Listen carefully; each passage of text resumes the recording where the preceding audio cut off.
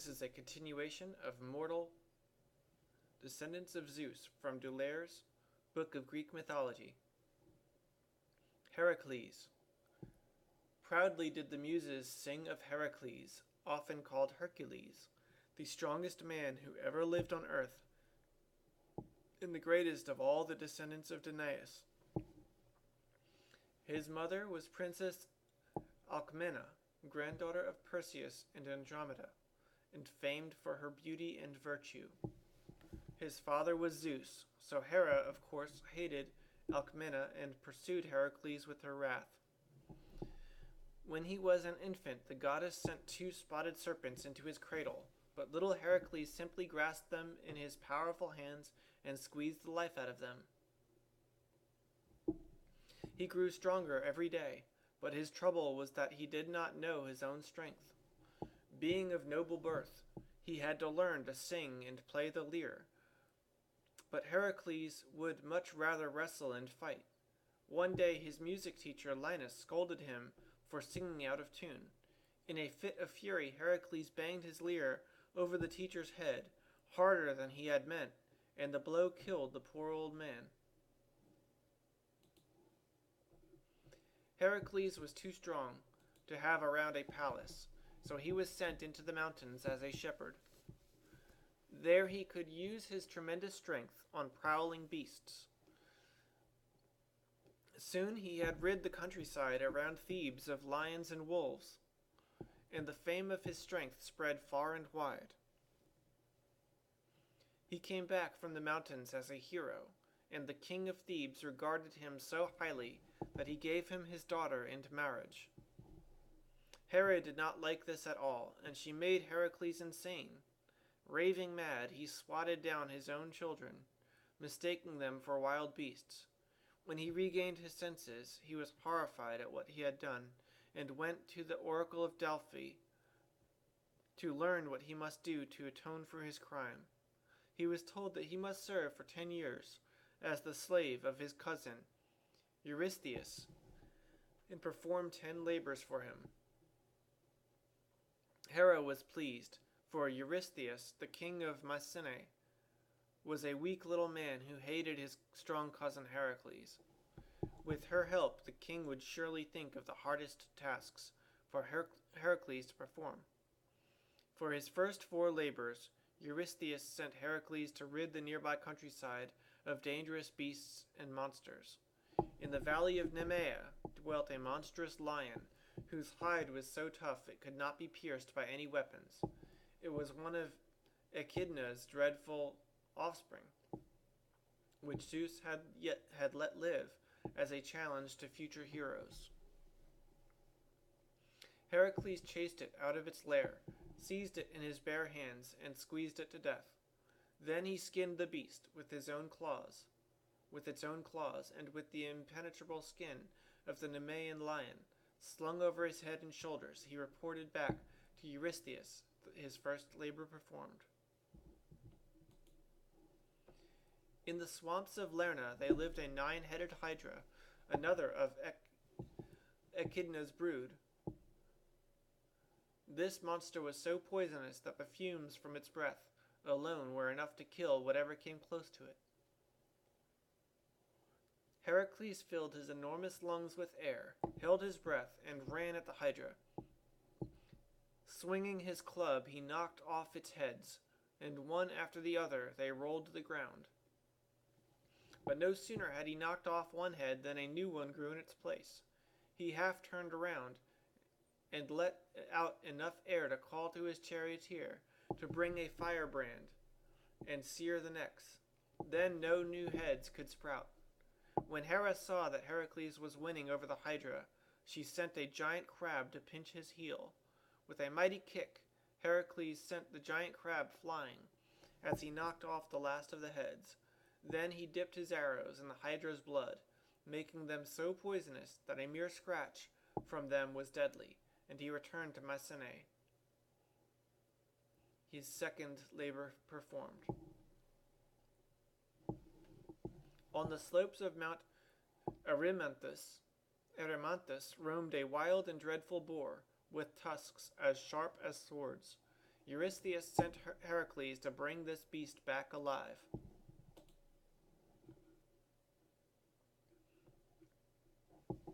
With loud yells, Heracles chased the boar out of its lair and drove it ahead of him all the way to the top of the snow-capped mountain. The heavy beast sank into the snow, and it was easy for Heracles to catch and subdue it. He pushed, dragged, and rolled it all the way down to the gates of Mycenae. When Eurystheus saw that the fearful boar, he dived into an urn and barely dared to peek out.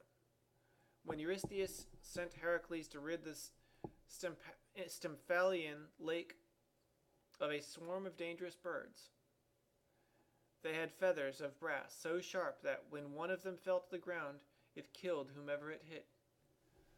But they could not penetrate Heracles' lion skin, and he made such a din with a huge rattle that the birds took fright and flew away, never to return.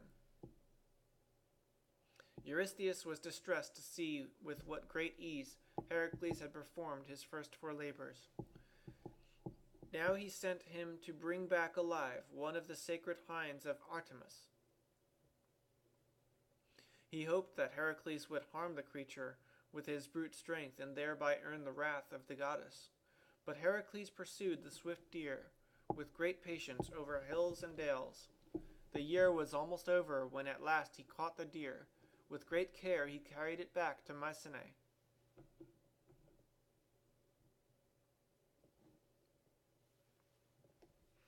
Next, to humble his strong cousin, Eurystheus ordered Heracles to clean the stables of King Aegeus, who lived across the mountains to the west. King Aegeus had huge herds, and his stables and barnyards had not been cleaned for years. Heaps of dung rose mountain high. No man alive could clean his stables in a year, thought Eurystheus. But Heracles, with tremendous strength, changed the course of 2 rivers. The waters flooded through stables and barnyards and washed them clean in less than a day. Eurystheus now, on the advice of Hera, sent Heracles far afield for his last 4 labors. He must travel way to the east and fetch back to Mycenae the golden girdle of Hippolyta, queen of the Amazons. The Amazons were a tribe of wild and warlike women who rode better and fought harder than any men. Eurystheus was sure that even Heracles would be overwhelmed by the furious women. But when Heracles arrived in Amazon land, the proud queen was so taken by the sight of his bulging muscles that she gave him her belt without a fight. She would gladly have given him her hand in the bargain, but Hera, in the disguise of an Amazon, spread the rumor that Heracles had come to kidnap Hippolyta. The Amazons threw themselves upon Heracles, but for once they had found their master. Heracles swung his mighty club, and the little Amazon husbands, who were spinning and cooking and tending the babies, were amazed to see their dangerous wives subdued by a single man. In triumph, Heracles returned to Mycenae with Hippolyta's belt. He could not bring the queen. She had been killed in the fight. Far to the north there lived a king whose name was Diomedes.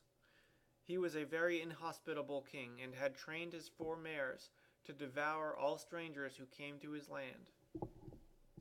Now Eurystheus sent Heracles to capture the 4 man-eating mares and bring them back alive. Heracles traveled to the north, slew King Diomedes, and threw him to his own mares. When the mares had eaten the evil king, they were so tame that they let Heracles drive them back to the gates of Mycenae. Then Eurystheus sent Heracles south to catch a fierce, fire-breathing bull on the island of Crete. The Cretans, who were great bullfighters, could not catch the bull, but Heracles seized the charging bull by the horns without heeding the flames from its nostrils, flung it to the ground, and returned to Mycenae, bringing the subdued beast. Eurystheus was glad he had a safe urn to hide in. For his 10th labor, Heracles was sent to an island far out in the ocean to bring back a huge herd of red cows. They belonged to Geryon, a monster with 3 bodies on 1 pair of legs. Heracles walked off with a powerful stride, and soon reached the end of all land in the west. The only boat he could spot was the golden vessel of Helios the sun. Heracles aimed his mighty bow at the sun and threatened to shoot him from the sky if he did not lend it to him. Helios did not dare to refuse, and he let Heracles take his golden boat. Before he sailed off, Heracles pulled up two huge crags and set them down, one on each side of the strait that separates Europe from Africa. There they stand to this day, called the Pillars of Hercules.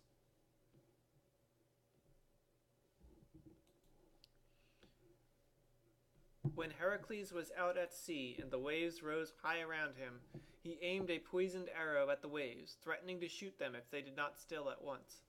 The waves flattened in fear, and Heracles sailed on to Geryon's island. He began at once to load the herd of red cows, and Geryon's watchman and his two-headed dog rushed at him. With one swing of his mighty club, Heracles did away with them both. Then Geryon himself came running to attack him, his three huge bodies swaying on his thin legs. Calmly, Heracles lifted his bow, took careful aim, and sent a poisoned arrow through all of the monster's three bodies. As time was getting short, Heracles rowed back as fast as he could with the herd. When he arrived at the mainland, Hera sent a swarm of gadflies to sting the cows, and they scattered all over Europe. Still, Heracles managed to round them up and bring them to the gates of Mycenae just before the year was up.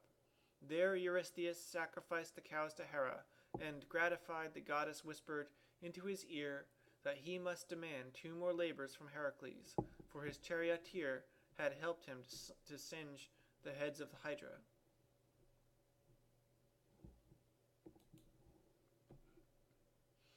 And not he, but the waters of 2 rivers had washed the Eugaean stables clean.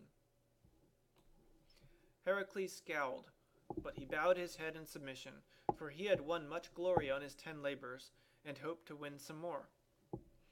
For his 11th labor, Heracles was sent to find Hera's secret garden of the Hesperides, and pick 3 golden apples from the little apple tree that Mother Earth had given Hera for her wedding gift.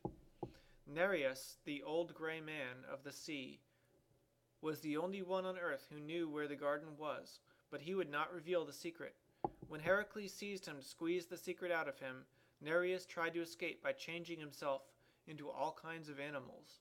But Heracles held on to him, and at last Nereus had to tell him that the garden of the Hesperides lay west of the setting sun, not far from where the Titan Atlas stood, holding up the sky. On his way to the garden, Heracles heard the groans of the Titan Prometheus, who was chained to the Caucasus Mountains. Heracles was in a hurry, but he felt sorry for the Titan, and took time off to tear apart his chains. Zeus, impressed by the strength of his son, let him do it. In gratitude, Prometheus warned Heracles not to pick the golden apples himself, or he would die. They were apples of immortality, and could be picked only by a god. Heracles traveled over land and sea, and at last he came to the garden of the Hesperides. Nearby stood the Titan Atlas, and Heracles offered to hold up the sky for him, if he would pick 3 golden apples from Hera's tree. Atlas said he would be glad to be rid of his heavy burden for a while, but he feared the dragon Ladon, which lay under the tree watching it with all the eyes of his 100 heads. A 100-headed dragon could not frighten Heracles. He drew his bow and shot it. Then he took the sky on his shoulders, and Atlas reached out and picked the apples. The 3 little nymphs who tended the tree wept bitter tears, but they could not stop Atlas, now that the watchful dragon was dead. Heracles' knees started to buckle, so heavy was the weight of the sky, but Atlas stretched himself, enjoying his freedom.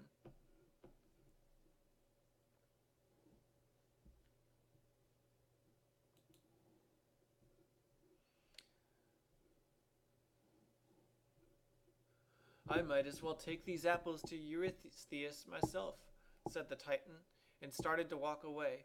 Heracles well understood that Atlas had no intention of ever coming back, but he pretended to agree. "Very well," he said. "Just hold the sky while I make a pad of my lion skin. The sky is hard on my shoulders."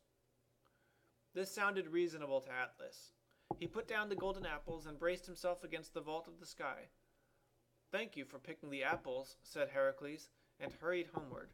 On his way to Mycenae, Heracles was stopped by the giant wrestler Admetus.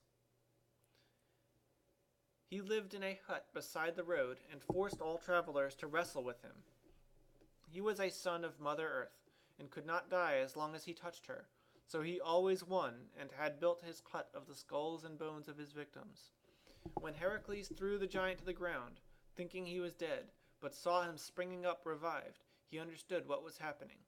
Seizing Admetus, he held him in the air until he had squeezed all the life out of him. Heracles hurried on to Mycenae and gave the golden apples to Eurystheus, but Eurystheus did not dare to keep them. He gave them to Athena, who took them back to Hera's garden where they belonged. For his 12th labor, Heracles had to go to the underworld, capture Cerberus, the snarling three-headed watchdog of Hades, and bring him to Mycenae. Heracles searched far and wide, till at last he found an entrance to the underworld near Helios's evening palace, far to the west. Setting his face in a terrible scowl, he walked straight down to Hades. The fluttering souls trembled, and Hades himself was so frightened at the sight that he told him to take the dog, only please not to treat it too roughly. Cerberus growled and lashed out with his spiked tail, but Heracles threw his arms around him and squeezed him till the dog's 3 tongues hung out. Whining, Cerberus let Heracles drag him to the upper world, and all the way to the gates of Mycenae. When Eurystheus saw the fearful hound, once again he dived into the urn and cowered there, not daring to make a sound. Heracles did not know what to do with the dog, so he dragged Cerberus all the way back down to Hades. Now Heracles was free. He had performed not only 10 but 12 labors. He had atoned for his sins, and Zeus was very pleased with his strong son. He was pleased with Hera, too, for she had unknowingly helped Hercules win more glory and fame than any other hero on earth. Admired by everyone, Heracles traveled all over Greece, performing more heroic deeds and making many friends. But Hera, still relentless, again made him insane, and he swatted men down like flies.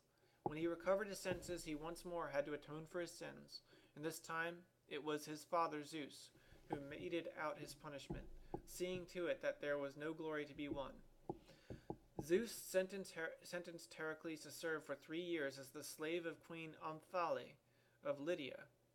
She dressed him in women's clothes and made him the strongest man in the world sit at her feet, spinning and sewing with his huge hands, while she herself donned his lion skin and brandished his club. Heracles grumbled and groaned, but he did as he was ordered. When his 3 years at last were over, he had learned his lesson of humility. Again he performed heroic deeds, and his friends were glad to see him back. One of his great friends was Admetus, king of Thessaly, under whom Apollo once had served when he was a slave on earth. To thank Admetus for his kindness, Apollo had persuaded the fates not to cut off his thread of life when his time to die had come, as long as Admetus could find someone else willing to die in his stead. That would be easy, thought the king. His faithful men were always saying that his life was dearer to them than their own. King Admetus had always been afraid of dying early, for he was very happy with his beautiful queen, Alcestis. The king and the queen were both fond of Heracles, and always welcomed him warmly. But one day when Heracles came to the palace, King Admetus greeted him alone. He looked sad and downcast. When Heracles asked him what was wrong, he said nothing except that a woman of the household had died, and he must go to her funeral. And he left Heracles alone with the servants. They too looked sad. They waited on him in silence and did not answer his questions. Heracles ate, drank, and made merry alone, and at last he grew impatient, grasped one of the servants, and forced him to speak. The servant told him that the time had come for Admetus to die, and he had turned to his men and asked one of them to die in his stead, but now not one of them had been willing. Admetus then went to his parents, who were old and weary of life, and asked them to die in his stead. They too refused. But when he returned to his palace, he found Queen Alcestis setting off for the realm of the dead. She loved him so much, she said, she would gladly give her life for him, and the king was so fond of his own life that he let his queen depart. Now the king and all the household were mourning for Alcestis. Heracles shed big tears when he heard this sad story. Being a man of action, he seized his club and strode off to the underworld to force Hades to give Alcestis back. Such a loving wife should not be allowed to die. Heracles did not have to use his club. Cerberus slunk out of the way as he stormed into the palace of Hades. The Lord of the Dead himself had a cold, unloving queen, and he was so moved when Heracles told him of Alcestis' devotion that he let her go. Heracles brought Queen Alcestis back to King Admetus, and the grief in the palace changed to great joy. Now they all ate, drank, and made merry together, and Alcestis grew famous far and wide as the most devoted wife who ever lived.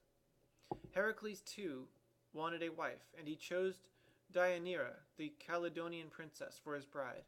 Dayanara had already been promised to the river god Heracles, but she dreaded the thought of being married to a river god who could change his shape at will. She would never know in which shape her husband would come home at night. She would rather marry the great hero Heracles. The two suitors agreed to wrestle, the victor to have the princess Dayanara. Of course, Heracles won. The river god rushed at him in the shape of a bull, and Heracles seized him by a horn, wrenched it off, and threw him to the ground before he had time to change into something else. So Heracles and Dayanara were married and were very happy together. One day, as they were out traveling, they came to a swollen stream. Heracles forded it with ease, but Dayanara was afraid and stood on the bank. Along came the centaur Nessus, and politely offered to carry her across. But Nessus, like all centaurs, was fond of pretty girls, and before he had reached midstream, he had made up his mind to carry her off. Once on the other side, he galloped off with her. Dayanara screamed for help. Heracles shot a poisoned arrow at the centaur, and Nessus fell to the ground. Before he died, he whispered to Dayanara, "Take some of my blood and save it. If you ever fear that you are losing your husband's love, paint some of the blood on his tunic, and he will love you again." Dayanara carefully saved the drops of blood, for she knew well that many a girl would like to steal her magnificent husband. One day, as Heracles was away at war, he won a great victory and sent a messenger home for his best tunic. He wanted to celebrate with his men, but Dayanara thought he wanted to make himself handsome for a girl. She painted some of Nessus's blood on the tunic. As soon as Heracles put it on, he felt as though 1,000 fires were burning him. It was not a love potion that Nessus had given Dayanara, but the deadly poison of the Hydra from Heracles' arrow, mixed with Nessus's blood. Heracles was so strong that the poison could not kill him, but his sufferings were unbearable. He ordered his men to build a funeral pyre, spread his lion skin over the top, and lay down on it. Then he gave his bow and deadly arrows to his young friend Philoctetes as a parting gift, and the flames rose around him. A loud thunderclap was heard, and Heracles, by the order of Zeus, rose up to Olympus, reclining on his lion skin. The gods all welcomed Heracles, and were glad to have him with them, for the fates had predicted that Olympus would be attacked by a fearful enemy, and the Olympians could be saved only if the strongest man ever born fought on their side. The prediction soon came to pass. In a last effort to defeat the mighty thunder god Zeus, Mother Earth had given birth to 50 snake-legged giants, who surrounded Olympus and tried to storm the palace. They seemed unconquerable, for, like Antaeus, whom Heracles had fought on earth, they sprang up again and revived as soon as they touched Mother Earth. Heracles knew what to do, and with his help the gods won over the giants and cast them down into the dismal pit of Tartarus. Heracles was now the hero of Mount Olympus, beloved by all the gods. Even Hera begged him to forgive her and gave him her daughter Hebe, goddess of eternal youth, for his Olympian bride. From then on, Heracles lived in eternal bliss, forever a joy to the gods. His father Zeus was very pleased. Next, we will read about Theseus.